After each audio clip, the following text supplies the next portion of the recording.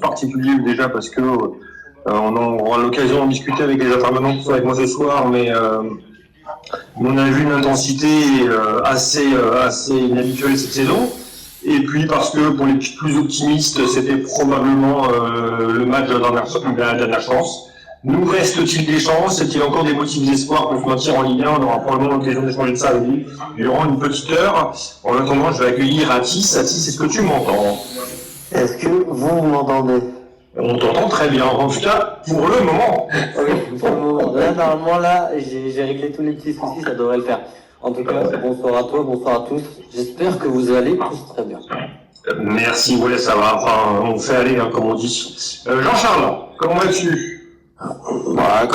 Bonsoir à tout le monde déjà. Je vais reprendre les mots d'Atis, ou comme tu disais, on fait aller, mais sinon ça va. Et encore frustré, déçu, et les conséquences vont être très graves de cette défaite. Et Émeric est normalement avec nous, Émeric le plus nantais des Landais. Salut Clément, salut tout le monde, bonsoir. Comment vas-tu, Émeric? Eh bien écoute, ça va, je vais détailler également tout ce que je pense. Si jamais il y a assez de monde sur ce space, parce que j'aimerais qu'on soit premier dans les spaces, derrière bien sûr le space du PSG qui cartonne, et je salue notre ami intervenant du PSG. Du Backspace, voilà, pour ne pas le citer, qui cartonne. Nous, on est juste derrière, donc en nombre d'écoutes. Donc, si jamais il y a du monde ce soir, peut-être qu'on livrera quelques petites infos en fin de space. Ah, je dis ça, je dis rien. Monsieur tease direct. Voilà. Ouais, je tease et alors j'annonce, il y aura pas j'aurai pas d'annonce justement.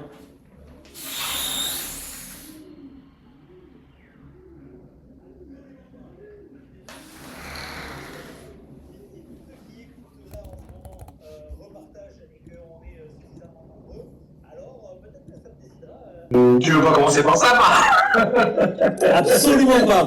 Déjà, si tous ceux qui écoutent là en ce moment repartagent et qu'on est suffisamment nombreux, alors peut-être que ça me décidera à le faire. Bon, ceux qui écoutent déjà, là, n'hésitez pas à retweeter le space, qu'on ait un peu plus de monde, quoi. Voilà. Écoutez les paroles de notre Patrick Cargren du space, et puis n'hésitez pas à retweeter ce space de manière à ce que Émeric nous délivre les informations ou les petites annonces qu'il a à nous annoncer. On va revenir directement sur le début du match. En tout cas, moi j'ai vu en début de match une composition en 4-2-3 avec un Mohamed Kaba en 10 déjà avant de lancer les hostilités. Est-ce que vous confirmez tous déjà avoir vu un petit peu la même chose?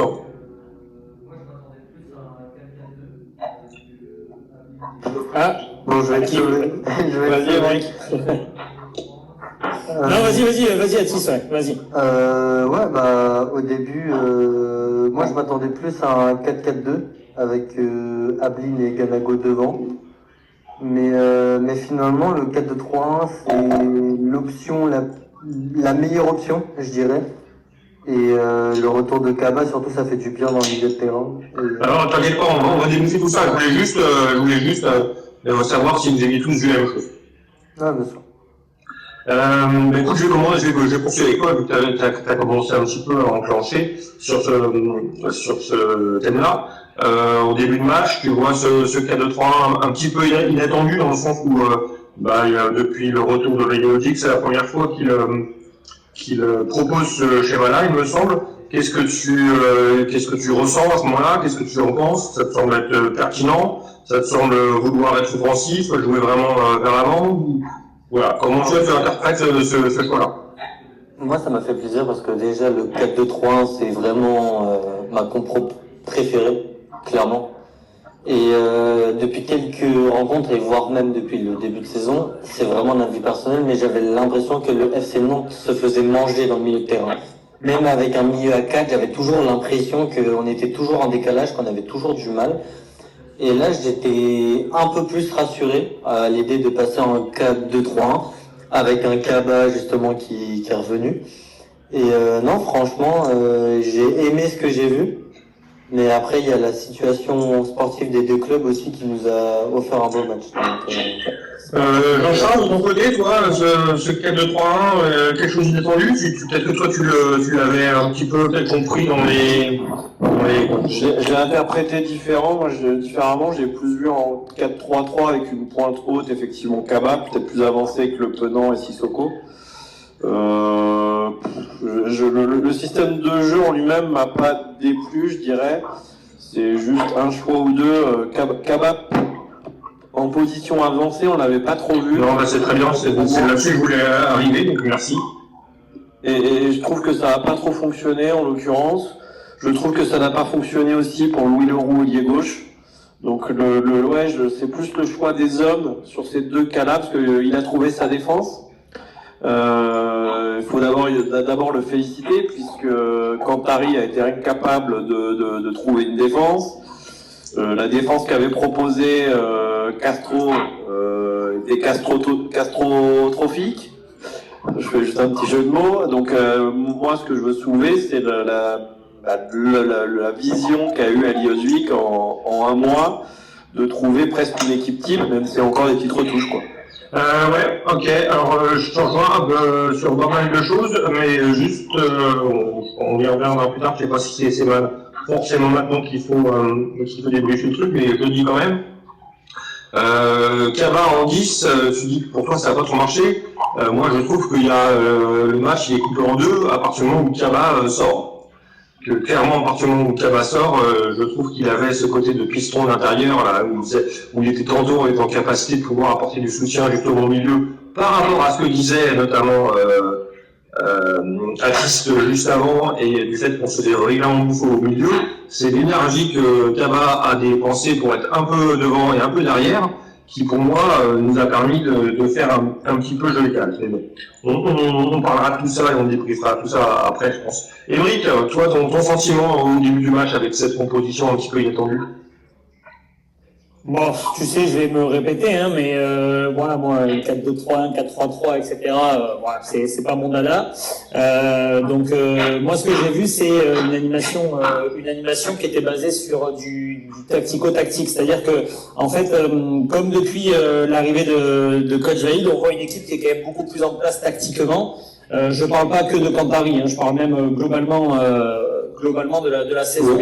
J'ai trouvé une équipe vraiment, voilà, tactiquement bien en place. Ça bouge correctement, ça se déplace vraiment plutôt bien. Il y a eu une grosse désorganisation défensivement en début de match, mais en même temps, on sentait qu'il y avait quand même des volontés et des velléités un petit peu offensives. Donc, non, forcément les espaces, quoi. Ouais, voilà, et puis très honnêtement, je préfère dans cette fin de saison qui nous a été proposée, j'aurais préféré même limite depuis quelques matchs contre Metz notamment ou pas, avoir une équipe beaucoup plus débridée, contre Auxerre aussi. Si tu perds, mais si tu mets pas tous les ingrédients pour faire ta potion magique, ben t'auras jamais de potion magique. Donc là, j'ai trouvé plutôt cohérent ce qui était proposé. Je vais je reviendrai plus tard sur les stats, mais en tout cas, voilà, sur l'aspect tactique et ce qui a été proposé ce soir par le FC Nantes, j'ai trouvé encore une fois que la copie était quand même franchement plutôt correcte pour une équipe 17e. D'accord, ok. Ben écoutez, je vais vous proposer, parce que bon, c'est vrai qu'on va probablement parler de plein de choses ce soir, et peut-être un peu moins du match que d'autres fois. Je vais proposer directement d'enchaîner sur le contenu du match en abordant directement les top flops. Et puis je vais commencer certainement pas par Émeric. Si tu seras le dernier, bien entendu. Avec grand plaisir. J'ai plus de tours dans mon sac. Allez, JC, à toi, vas-y, tes top flops. Le meilleur joueur nantais pour moi, Ali Youssef, ce soir, au four et au moulin. Il a sauvé un ballon dans le duel, à la hauteur du derby. Je pense qu'il n'y a pas grand-chose à dire. Au niveau du flop,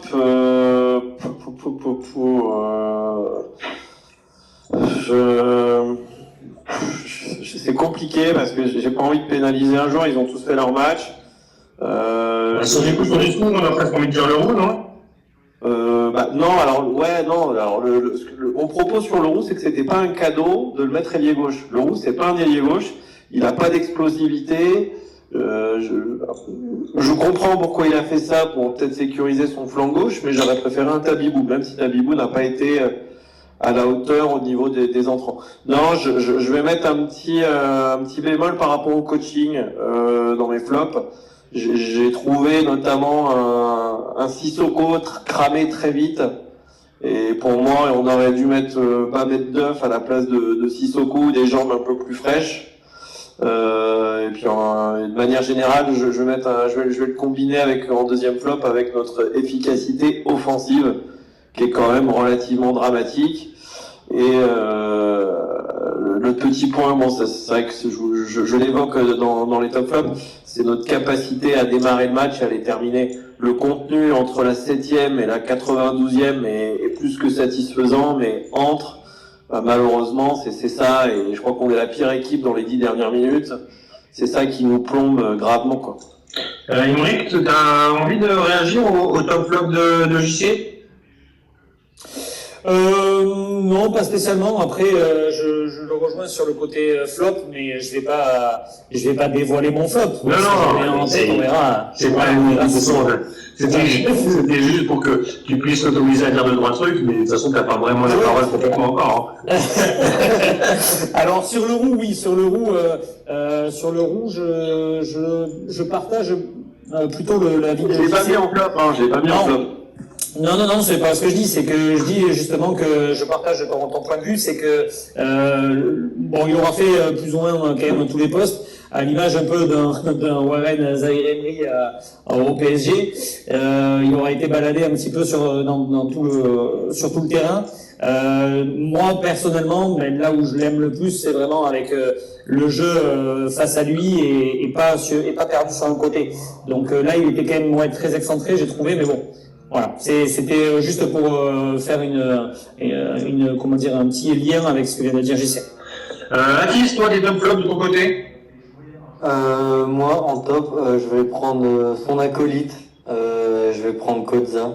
Qui est élu l'homme du match, d'ailleurs? Ouais, élu homme du match, justement. Forcément, quand on fait jouer un joueur à sa place, bizarrement, il est meilleur et il est bon. Voilà, trop de gens ont craché sur Kodza, mais sauf que forcément, comme je viens de le dire, quand t'es pas à ton poste, et en plus, quand t'as tout un stade qui te crache dessus, c'est tout de suite plus compliqué. Et pour moi, c'est l'homme du match côté nantais, et je ne vois pas un nantais au-dessus de lui, à part Ali Youssouf, qui, je pense, s'il aurait été là depuis le début de la saison, je pense que le FC Nantes ne serait pas là actuellement. Pas en 17e place en tout cas. Parce que la charnière centrale Youssouf Kodza, pour moi, c'est acté. Ça doit être ça même l'année prochaine. Mais bon, à mon avis, les deux vont partir. Mais c'est pas le sujet actuellement. Et en flop, écoute, pendant que tu réfléchis, je vais me permettre d'intervenir sur ce que tu dis. Moi, Ali Youssouf, c'était aussi probablement mon top. Quel recrue ce mec-là, un mec qui arrive d'un championnat de nulle part, quel recrue, quel joueur incroyable. Il s'est adapté à la Ligue 1 en 5 minutes. Et il est aujourd'hui complètement à la hauteur du derby. Si on avait réussi à gagner, je pense qu'on aurait pu lui dire merci. Il a été au four au moulin. On verra si Ligue 1 ou Ligue 2, on arrive à le garder. Mais quel joueur incroyable. C'est vraiment une très très belle surprise de mon côté. Ouais. Après, c'est le joueur de joueurs justement qui ont tout approuvé encore. Qui étaient inconnus il y a quelques mois, qui viennent de loin. Donc eux, ils jouent clairement leur carrière.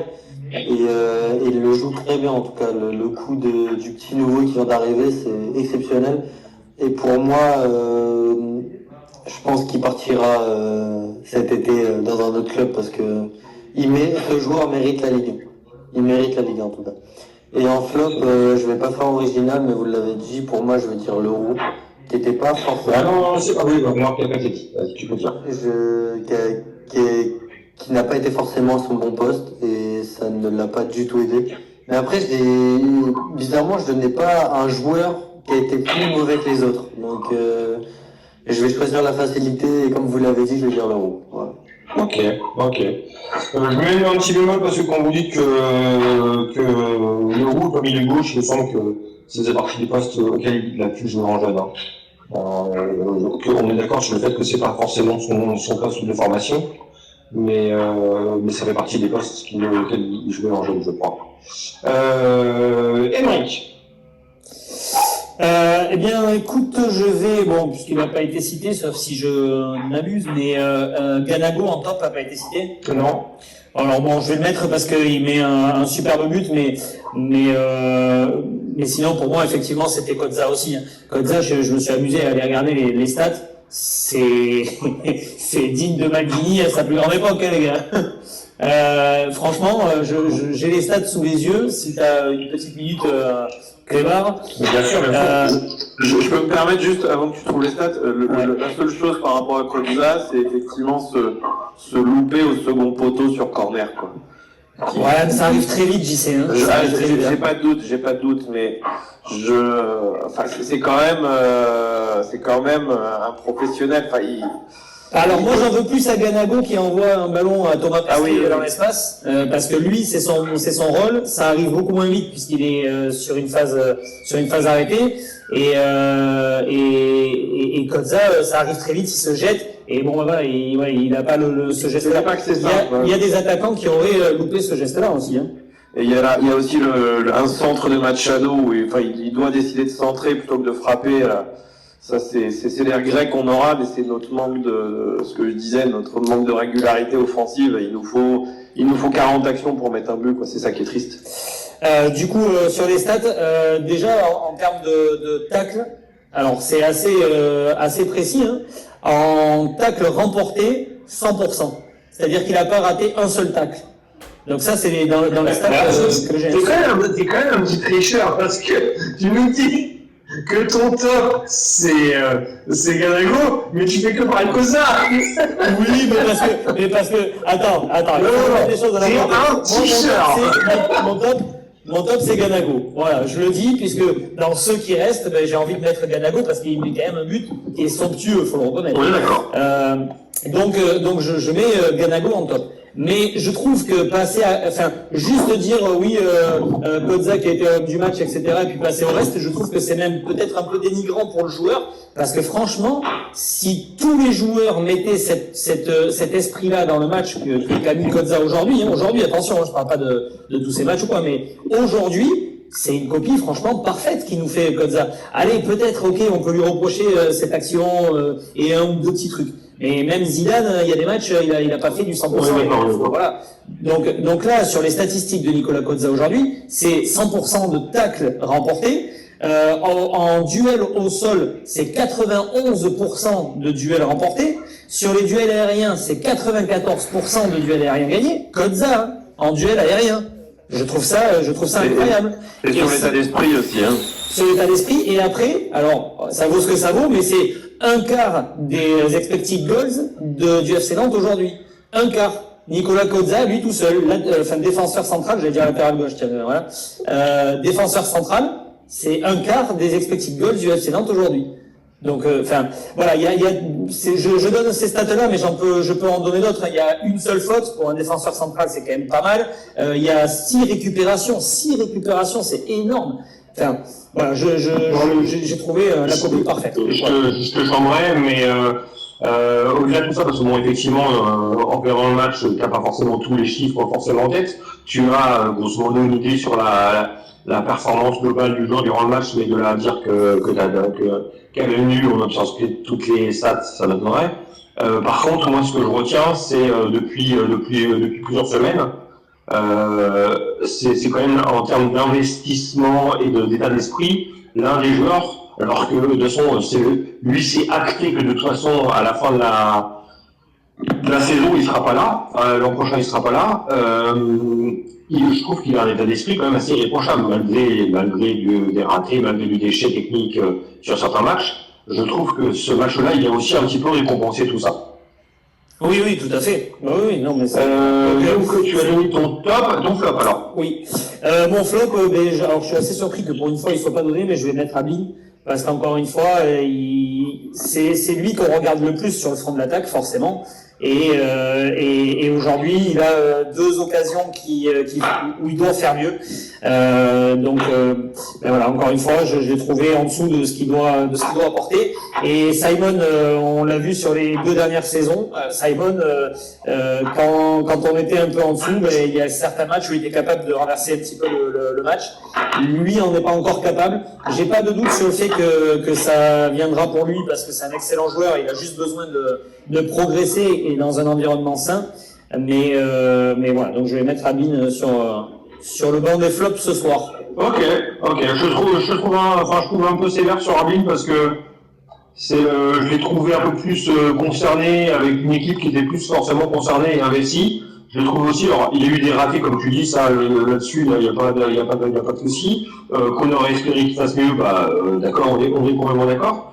Mais le côté un petit peu spleen qu'il pouvait renvoyer sur les derniers matchs, je trouve que je l'ai moins vu. J'ai trouvé même une forme de sang-froid, de sérénité, notamment à sa passe, là, le petit moment de le temps d'arrêt pour la passe pour Machado. Pour moi, c'est très très bien joué et Machado doit mieux jouer le truc à ce moment-là.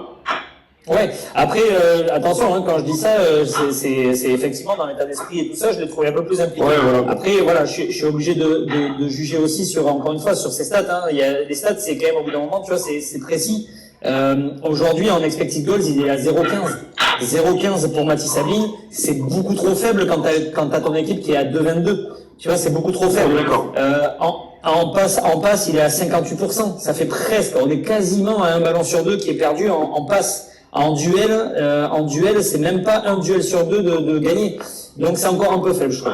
Bon, je vais donner mes top et flops, mais avant, je vais me permettre de relancer un petit peu ce que disait Émeric en début de Space. N'hésitez pas à partager ce Space et à le retweeter de manière à ce que Émeric lâche les informations qu'il a. J'y sais, tu voulais rebondir peut-être. Ouais, je suis totalement d'accord avec le flop d'Emeric parce que, comme je suis d'accord aussi avec toi, il y a du mieux chez Ablin, mais quand on sait que le joueur sur lequel on avait misé à l'été dernier, c'est quand même dommage qu'il faille attendre 3 matchs catastrophiques pour qu'il commence un peu à réagir. Et ce que je voulais aussi dire, on avait souvent échangé, notamment avec toi Clébar, sur le positionnement de Koza, où on disait que Koza il faisait ses matchs, mais pour moi je trouve que les entraîneurs qui l'ont mis là, latéral gauche, pour moi ils ont renfoncé le joueur et c'est pas normal que des joueurs, enfin que des entraîneurs ne comprennent pas le réel poste où le joueur peut exceller, quoi. Alors, et je trouve je suis d'accord avec toi dans l'idée. On est d'accord que si Machado n'est pas recruté, Koza il est à gauche aujourd'hui. Hein. Je sais bien que sous-adjacent, c'est ce que tu es en train d'évoquer, je pense qu'il y a un problème de recrutement, mais je trouve dommage d'exposer un joueur qui n'a pas les repères. Oui, il a joué à un moment donné, mais quand on voit son positionnement aujourd'hui dans l'axe, c'est complètement lamentable qu'un Cantari, qu'un Koumouaré et qu'un Castro l'ait mis latéral gauche. Oui, ça. Après, moi, ce que j'ai surtout dit, c'était à l'époque où on jouait avec Amiens et Koza en latéraux, qui sont 2 joueurs qui peuvent jouer dans l'axe. Je ne sais pas si Amiens est formé dans l'axe, mais c'est possible que ce soit le cas aussi. J'ai toujours été plus dérangé par Amiens que par Koza. Oui, non, ça, j'ai pas de doute, mais Koza, je crois qu'il y a eu un commentaire qui disait que c'est Cantari qui l'a mis dans l'axe, mais c'était une défense à 3, ça n'a rien à voir. Là, il est très à l'aise dans une défense à 2. Et ça laisse beaucoup de regrets, sans enfoncer le jeune Tati. Tati, dans cette position-là, il nous a coûté beaucoup de buts. Et le premier à avoir replacé Koza, c'est Koumouaré, par contre. Faut aussi rendre à César ce qui appartient à César. Koumouaré avait fait jouer. Non, dans une défense à 3, mais en défense centrale, quoi. Ouais, alors, mais moi je suis pas fan de Koza dans une défense à 3 quand tu vois ses dernières prestations dans une défense à 4. Je le préfère toujours ça que Piston, par contre. Ah oui, Oui, oui. La peste et le choléra, oui, c'est sûr que oui, je te rejoins. J'en étais oui, mes top et flop. Alors, en top, je prends de Mohamed Kaba. Et puis on aura probablement l'occasion de débattre après. Je vais prendre Mohamed Kaba parce que j'ai trouvé déjà très surprenant de le voir. Je sais que c'est un poste qu'il a pu occuper en Italie à l'époque où il jouait à Lecce, c'est-à-dire il y a quelques mois. Mais je ne m'attendais pas à le voir forcément à ce poste-là. Je l'ai trouvé vraiment très très intéressant. Et je trouve que le FC Nantes a été beaucoup moins précis et organisé et fluide dans ses attaques à partir du moment où il est sorti. Donc ça n'a pas été le meilleur Nantais, mais ouais, j'ai pas trop de mal à le positionner en troisième position derrière Kozza et je réfléchis en même temps que je vous parle, mais ouais, derrière Kozza et Youssouf, je maintiens mon Kaba. Et puis en flop, je vais m'autoriser, si vous m'autorisez, je vais m'autoriser un joueur qui est rentré, Talibou, qui pour moi sur sa rentrée, alors attention, Talibou il n'a pas eu beaucoup de ballons à partir du moment où il est rentré, mais il est tombé dans le piège du joueur qui confondait vitesse et précipitation. Voilà. Il était gaucher, il a déboulé côté gauche, il y a eu deux, trois centres. Il n'y en a pas eu un qui était vraiment pertinent, vraiment intéressant. Donc voilà. Est-ce que vous souhaitez un petit peu débattre et échanger sur ce que je propose? Sur Talibou, je vais me permettre. Toi, j'ai plus en tête, il est rentré à quel poste, parce que je trouve que dans ces changements, et c'est pour ça que je pointais le coaching, je crois qu'il a été réaxé à un moment donné, il a joué plus bas. Alors il est rentré à la place de Kaba justement en 10, et quand El Arabi et puis Mohamed sont rentrés, il est passé milieu gauche. Alors moi, là où il avait brillé, encore une fois, on va retomber dans le débat qu'un joueur doit jouer dans un environnement connu, notamment les jeunes. Il a excellé en tant qu'ailier droit. Donc moi, ma réponse est là. Quelqu'un a quelque chose à rajouter? Non, c'est bon? On peut poursuivre? On peut poursuivre. On va revenir un petit peu sur le match et sur la soirée. Match de la dernière chance. Je ne sais pas si certains d'entre nous ont encore de l'espoir. Je ne sais pas comment vous voyez. En tout cas, j'ai trouvé que l'atmosphère de ce match-là était assez irrespirable. Non pas on méritait de gagner. En tout cas, si on avait gagné, c'était pas non plus complètement volé. Est-ce que vous partagez ce point de vue américain? Ouais. Oui, Clément. Évite de vous voir. Ouais, vous pouvez me tutoyer, Clément. Non,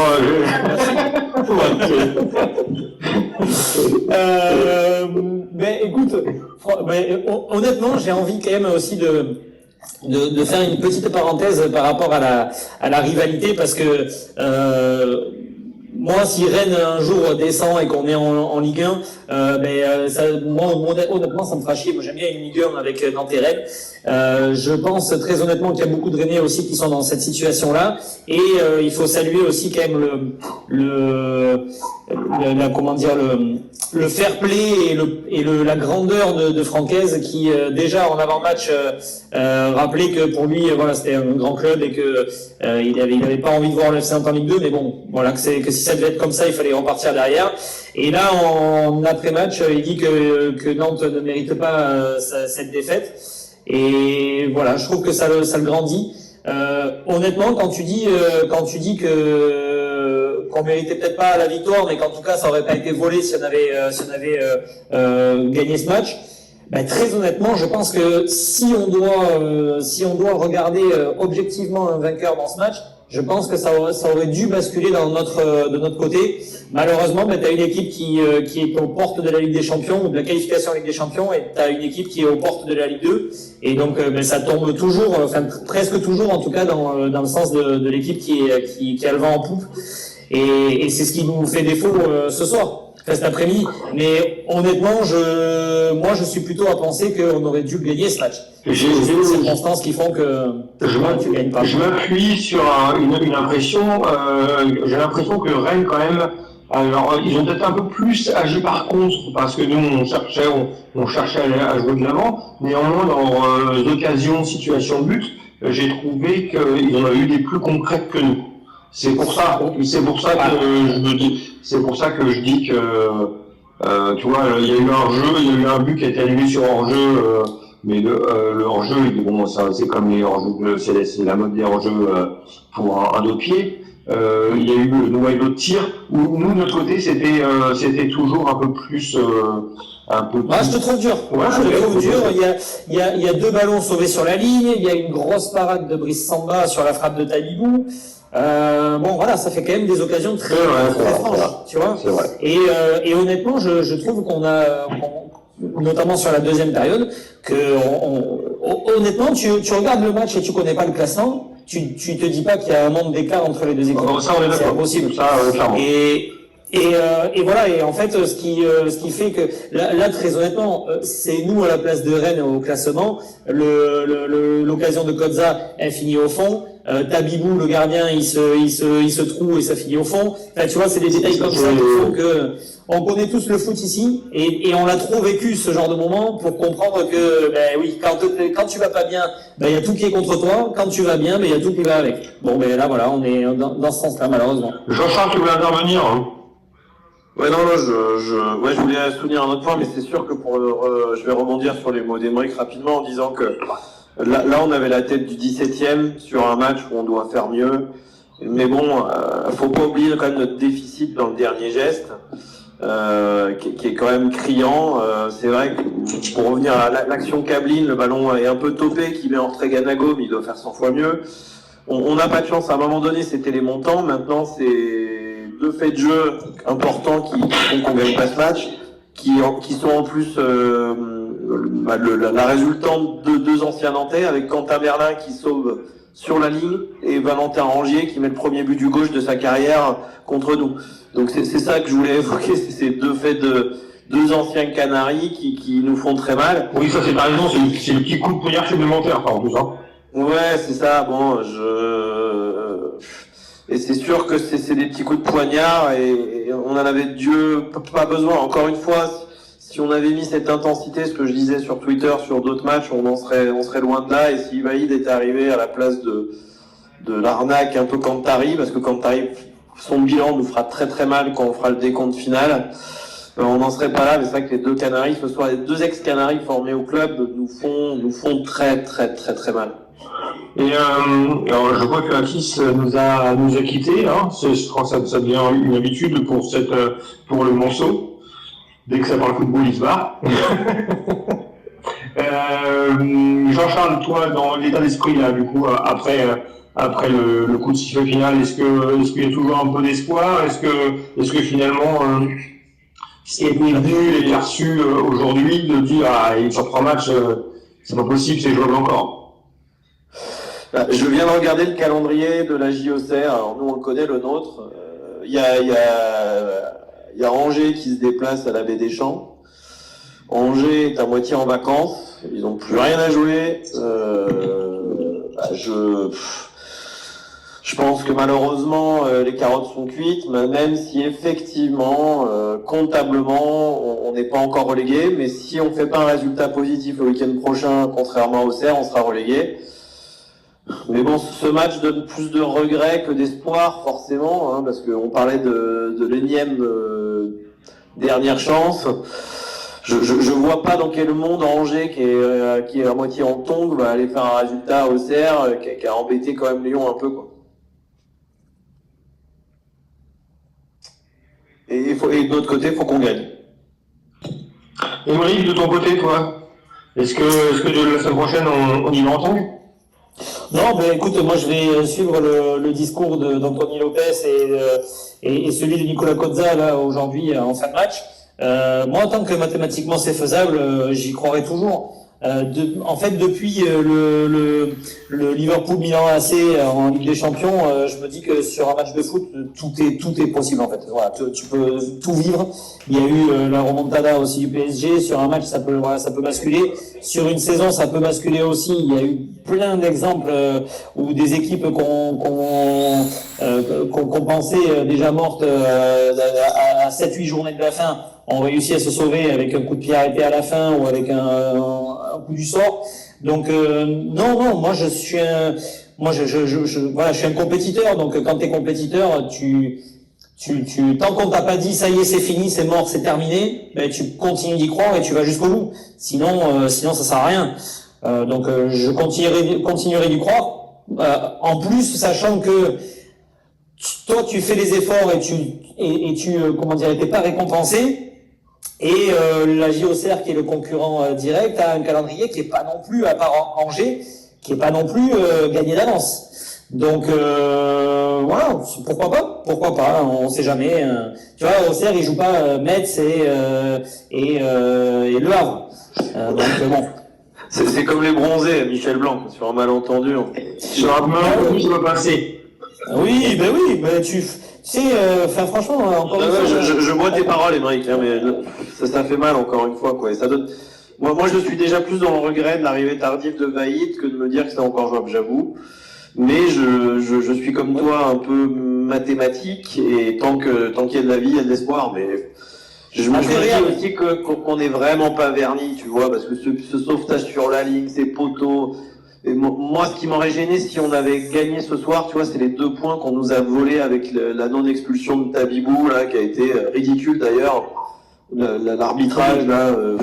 Oui, bon, ça, on va pas y revenir dessus, je pense qu'on est d'accord, mais. Après, d'une manière pour moi, très factuelle, et là où quelque part, ce qui nous arrive et ce qui nous pourra emmener cette saison, et serait mérité, c'est que j'ai pas le souvenir, mis à part donc le dernier match là face à Brest, j'ai pas le souvenir qu'il y a tant de matchs que ça qu'on mérite de gagner. Hein. Même les matchs avec Castro, où on gagne, c'est pas des matchs qu'on mérite de gagner. Hein. Il y a des points, si faut regarder les feuilles de match et le nombre de buts qu'on a pris dans les arrêts de jeu, je pense le coup franc à Lorient. Je vois, le mec marque le premier coup de pied arrêté de sa vie contre nous.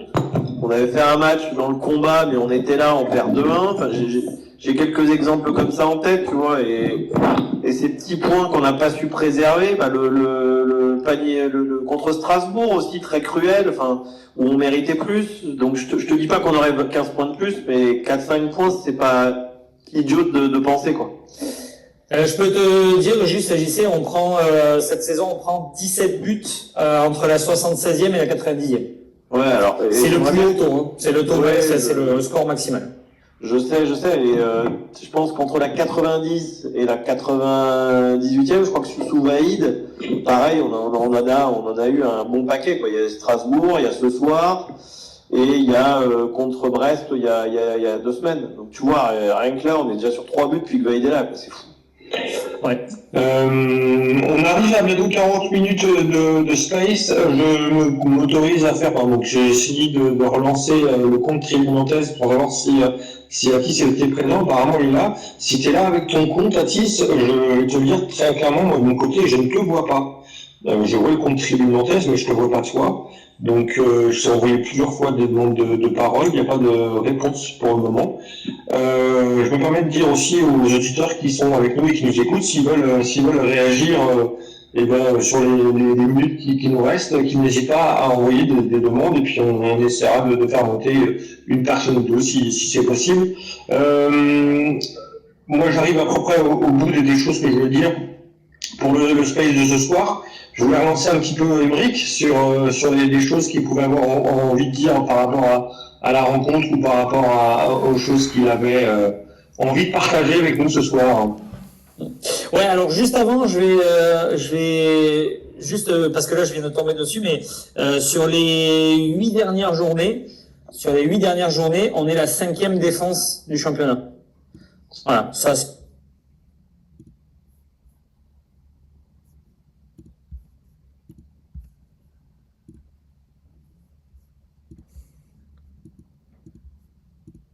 on joue. Hein.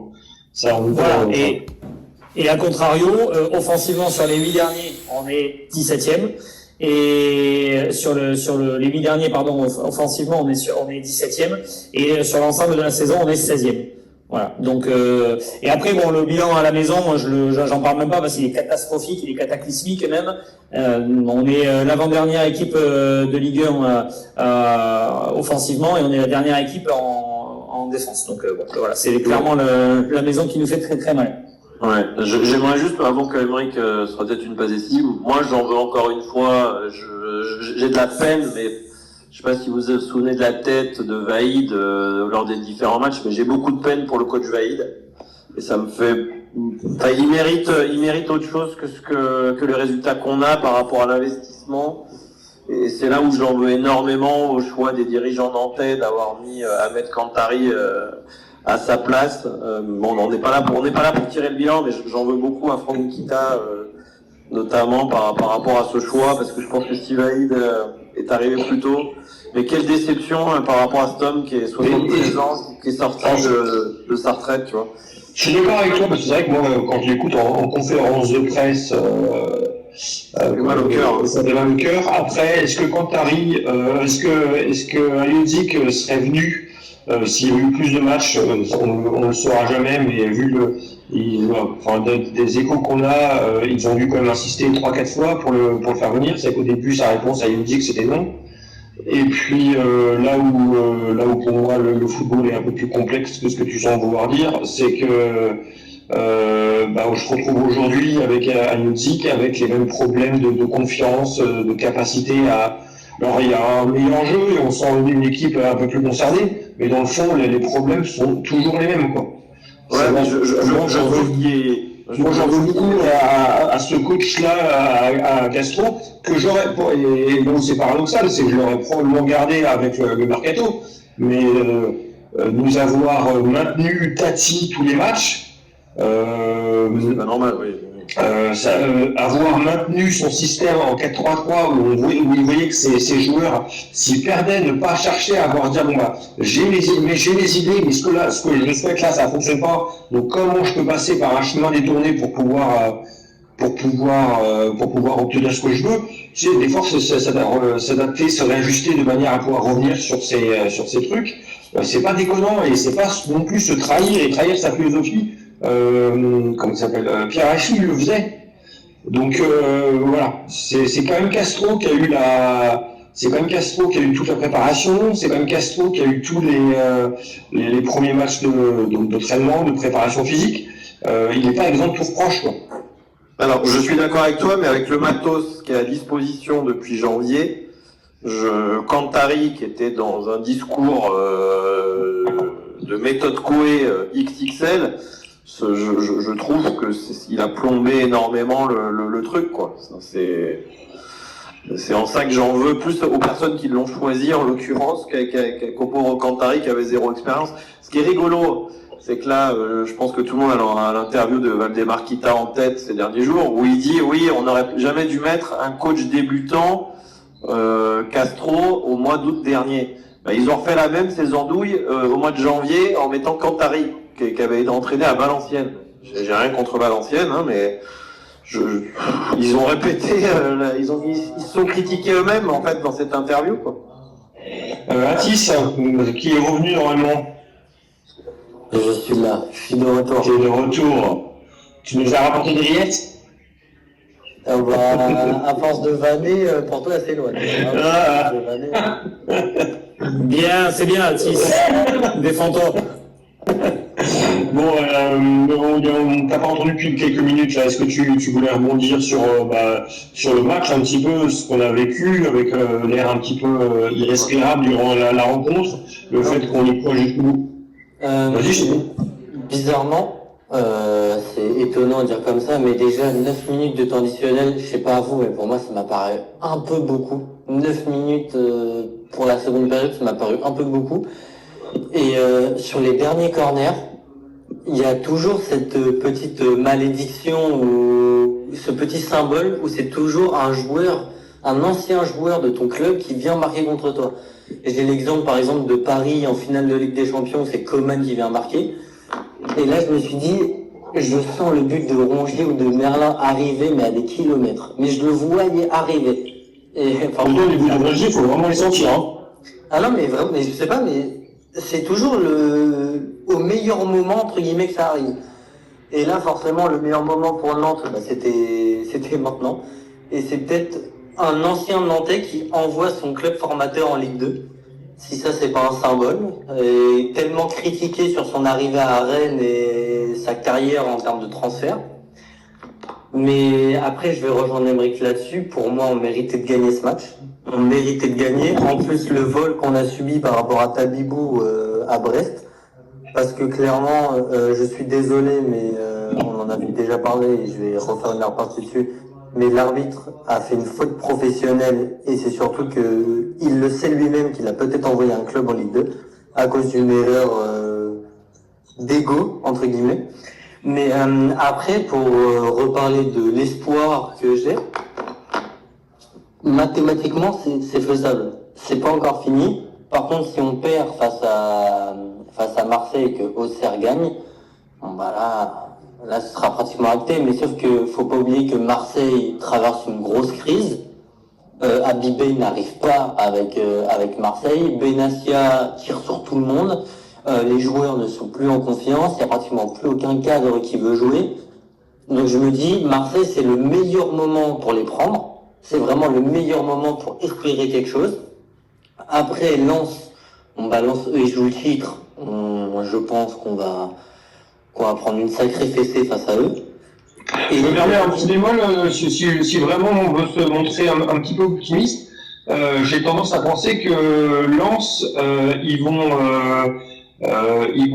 commencer à un petit peu diminuer l'intensité parce qu'ils étaient probablement motivés dans la course au titre.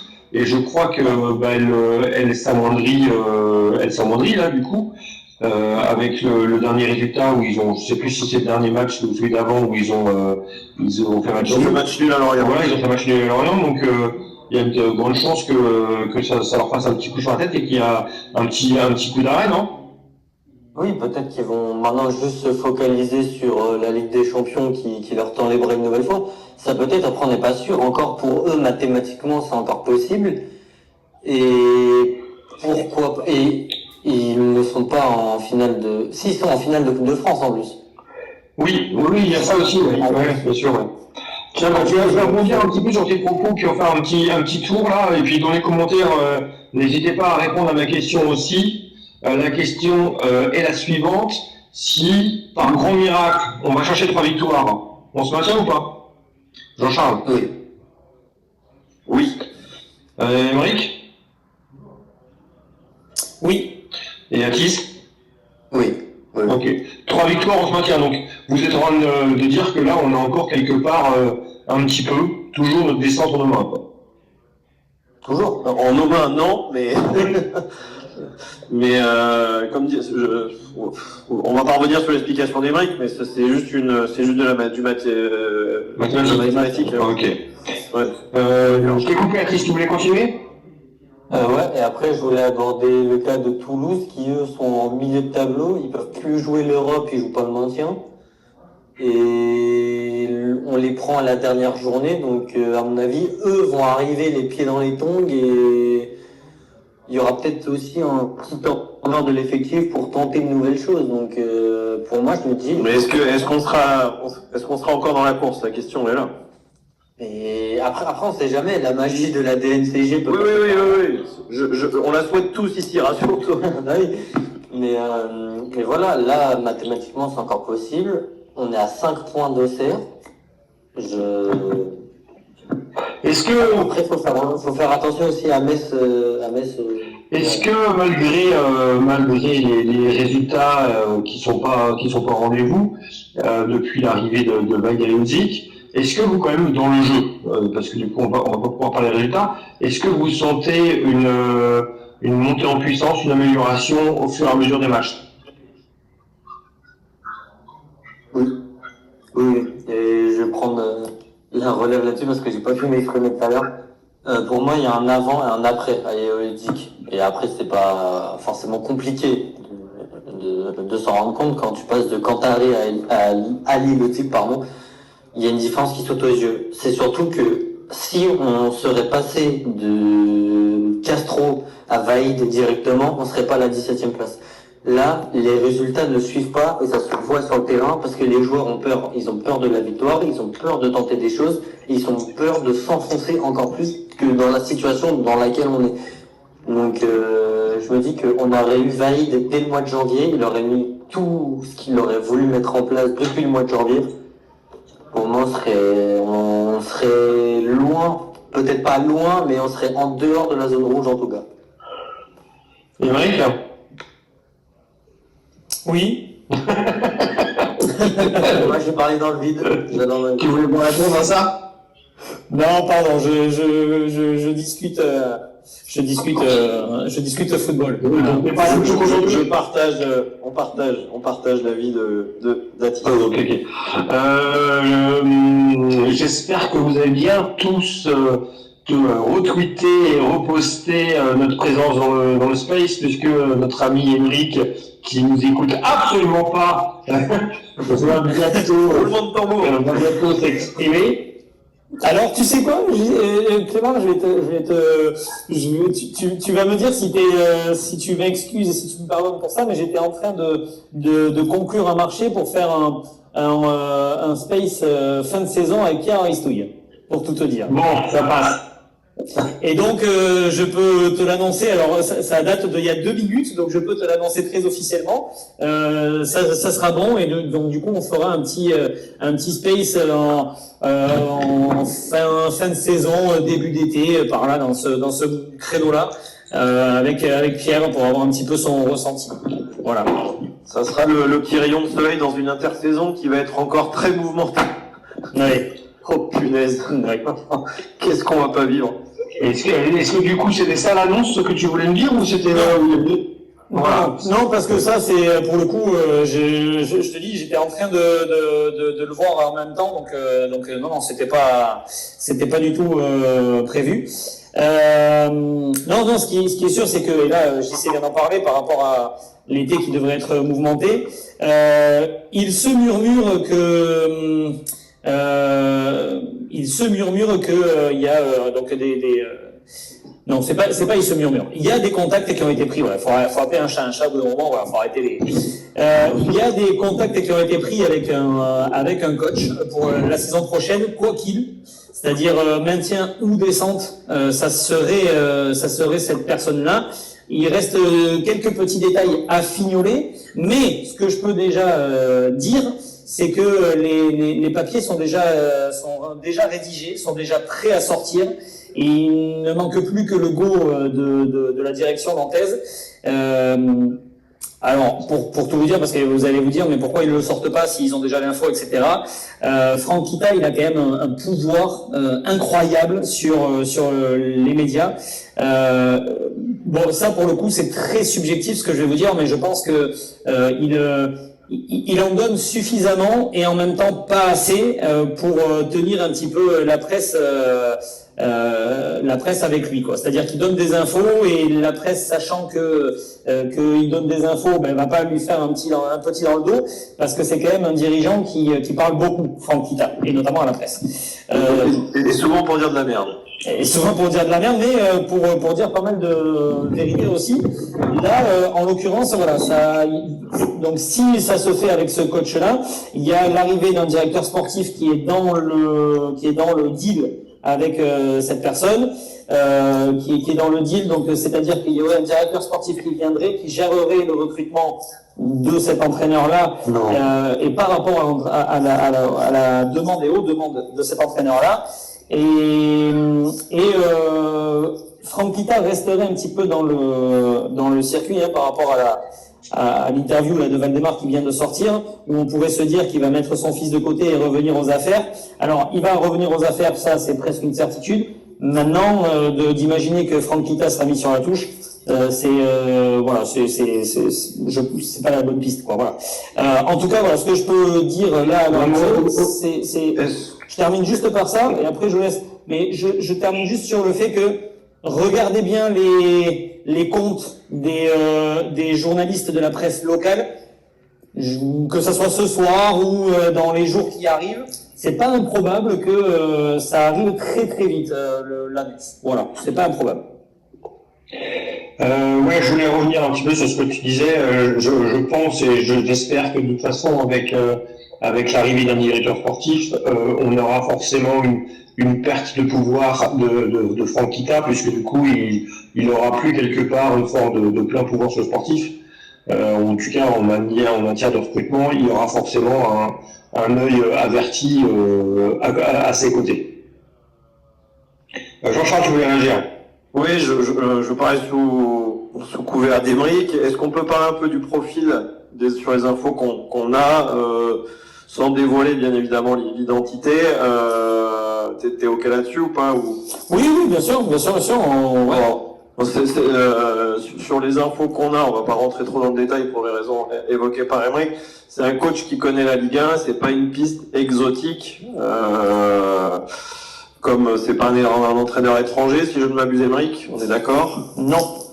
Voilà, donc ça sera un coach français qui connaît la Ligue 1 et qui aurait un profil susceptible de structurer. Moi, ce que je retiens, c'est qu'il y a 3 choses qui ont été dites, 2 choses qu'on a d'être sûres, et la troisième, c'est un souhait de Clébar que le fils Kita retourne à Londres et qu'il reste là-bas. C'est qu'il y aura un directeur sportif. Donc ça fait un peu fantasmer parce que c'est Robert Budzinski pour les plus anciens qui a créé ce job, et le paradoxe c'est qu'à Nantes il n'y en a pas depuis 20 ans, et que c'est un entraîneur donc français effectivement qui a eu des résultats, ça on peut le dire aussi, Emeric. Alors oui, qui en tout cas qui par rapport aux moyens mis à disposition. Ouais, qui semble plutôt. Enfin, moi je vais dire, si ça se fait avec cet entraîneur-là. Je suis plutôt content. Après, comme d'hab, c'est si on le laisse pas travailler. Tout à fait. Ouais. Voilà. Mais bon, si on le laisse travailler, j'aime bien cette piste-là. Non, j'y sais, si je peux me permettre, moi j'ai l'information pas forcément de divulguer le nom.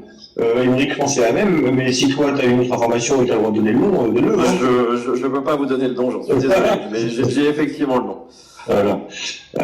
Moi, je dirais pas parce qu'on m'a demandé de pas le dire, donc je ne transfère pas. Mais je maintiens. Personnellement, moi, je vais pas le dire parce que je l'ai pas. Voilà. Comme disait Emeric, je le rejoins. C'est pas le nom qui va sortir dans les prochains jours. C'est pas quelque chose qui scintille, qui brille. Enfin, c'est pas que du marketing. Je pense que c'est plus un profil qui connaît bien la Ligue 1 et qui est capable de structurer, et encore une fois, avec les moyens qu'il a eu ces derniers temps, il a eu des résultats positifs, donc voilà. Et donc c'est pas fake alors? L'info que j'ai eu 2 infos, mais oui, c'était pas fake, effectivement. Okay.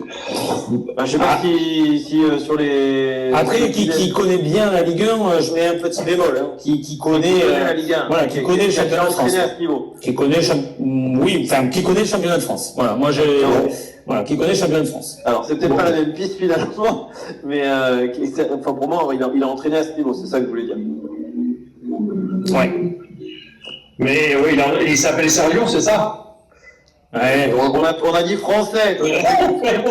Bon, en tout cas, c'est pas Pierre. Ça, c'est l'annonce que je peux vous faire, c'est que c'est pas Pierre qui risquerait d'être pris. Voilà, qui risquerait d'être pris, quoi. Voilà.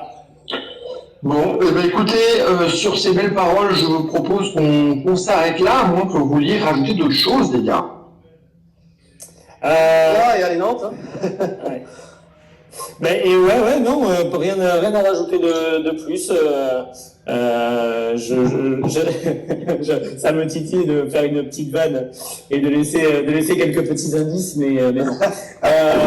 Mais en tout cas, normalement, demain ou après-demain, il y aura une autre info qui va sortir, qui concerne un ancien coach du FC Nantes. Donc, suivez aussi l'actu, ça sera intéressant. De toute façon, moi, je la repartagerai cette info avec grand plaisir. Voilà. Et il y a tout à l'heure Jérémy qui a partagé, alors ça vient de l'équipe, ça corrobore un peu ce que tu disais concernant Franck Kita qui alimente un peu la presse. Il y a une offre qui aurait été faite, on va parler au conditionnel parce que c'est l'équipe, de 15 millions d'euros plus 5 de bonus pour Mathis Sabine. Voilà. Il n'y a pas de club nommé? Monaco. D'accord, ok. L'AS Monaco qui est dans le trading, qui doit pouvoir, comme nous et comme certains suiveurs du FC Nantes, le potentiel de Mathis Ablin, malgré sa saison plus qu'en dents de scie, pense pouvoir le faire briller plus qu'à Nantes. Dans un environnement, il y aura moins de pression, moins de supporters, et qui 15 millions, c'est le début des enchères. Donc, je crois que la plus grosse était 30 de Wolverhampton. Donc, je pense que la direction va être gourmande. Mais le fait aussi de faire un transfert de ce niveau permettrait déjà de sécuriser une intersaison, même si elle va être folle, de rentrer des sous, quoi. Avec 15 millions pour Ablin, j'avoue que ça me ferait un peu mal aux fesses quand même. Hein. Ah, t'as vu sa saison, tu sais, il vaut pas 25. Ouais, mais tu sais, dans le football moderne, maintenant, on n'achète pas forcément les joueurs par rapport à leur staff, mais plus par rapport à leur potentiel. Et même s'il fait pas forcément une saison folle, même s'il il a perdu aussi une année de contrat, tu vois, entre les 15 qui sont proposés là maintenant et les 30 qui ont été proposés l'été dernier, pour moi, il y a une petite marge, quoi, tu vois. Oui, j'entends ce que tu me dis, mais tu vois, moi, quand je repense à l'offre de Portillo Tati de Chelsea le dernier jour du mercato, il aurait fallu y aller les deux pieds les deux mains. Il n'y a pas photo, 30 millions pour Tati, tu imagines? Ouais. Et après, peut-être qu'on n'a pas trop le choix dans le football actuel et qu'on sacrifie certaines générations à les vendre très très tôt de manière à renflouer les caisses. Mais j'avoue que j'aimerais bien aussi qu'on arrive quand même à garder certains jeunes. Bon, on a toujours les Guirassy, les Talibou et puis les Leroux. On peut espérer qu'il y en ait certains, mais là, quand je vois, on avait quand même une génération dorée en défense centrale, des défenseurs centrales gauchers avec Zézé, Lepillou et Tati. Si finalement il n'y en a aucun qui joue vraiment à Nantes, parce que Zézé, pour moi, il a juste fait, on va dire, une année et demie de transition et puis il est parti. Lepillou, il a fait 9 minutes. Et puis Tati, il a enchaîné 15 matchs sur une période où l'équipe était complètement hors course. Si on n'arrive même pas à profiter de joueurs du centre de formation, il y a un petit regret pour moi, mais bon, peut-être que pour une génération 2, il faut que ça passe comme ça. Hein. Et puis on a la génération 2006, pour ceux qui suivent les jeunes un petit peu, on a la génération 2006 qui est apparemment plutôt intéressante. D'ailleurs, Atis, peut-être que tu suis les jeunes aussi, est-ce que tu peux nous en dire de mots ou pas du tout? C'est ma génération. Donc génération miracle, j'ai envie de dire. Génération miracle. Non, malheureusement aujourd'hui ils se sont fait éliminer de Gambardella. Oui. Malheureusement, face au Paris Saint-Germain. Mais c'est une génération qui va monter petit à petit en puissance. Et justement, en tant qu'arbitre, j'ai pu les arbitrer à plusieurs reprises et dans tous les clubs régionaux que j'ai pu voir en national. Donc je parle de Angers, de Beaucouzé, de Guingamp, de Brest, de Rennes. C'est franchement l'une des meilleures équipes avec la plus grande génération que j'ai vue. Et je ne m'en fais absolument pas que la plupart vont devenir déjà des joueurs professionnels. Et il y en a, à mon avis, quelques-uns qui vont être plus que pro, à mon avis. T'as des noms en tête à nous proposer? Non, actuellement, j'ai pas forcément de nom parce que après, en national, c'est compliqué de vraiment faire état des lieux parce que il y a un monde d'écart entre les U19 nationaux et les seniors. Donc, pour l'instant, je pourrais pas te dire, mais vraiment, en fait, sur toute la génération, c'est surtout un collectif d'amis, en fait. C'est des mecs qui grandissent ensemble depuis le début, depuis leur centre de formation, depuis leur tout début de carrière, et ça se voit sur le terrain. Et honnêtement, faudrait laisser beaucoup plus de chance aux U19 de pouvoir monter, que ce soit en M3 ou avec l'équipe pro. Ok. Bon, écoutez, sur ces belles paroles, je vous propose de clôturer le space et puis je vous dis à très bientôt. Bonne soirée à tout le monde. Salut. Salut les gars.